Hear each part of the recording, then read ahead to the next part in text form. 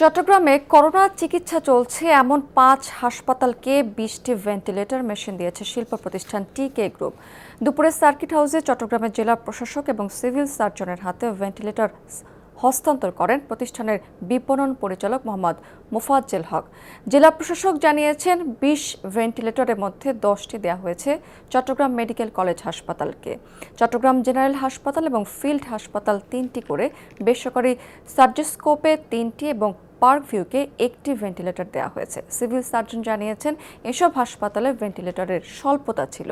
টিকে গ্রুপের দেয়া ভেন্টিলেটর সংকটাপন্ন রোগীদের প্রাণ বাঁচাতে সহায়ক হবে বলেও মনে করেন তিনি।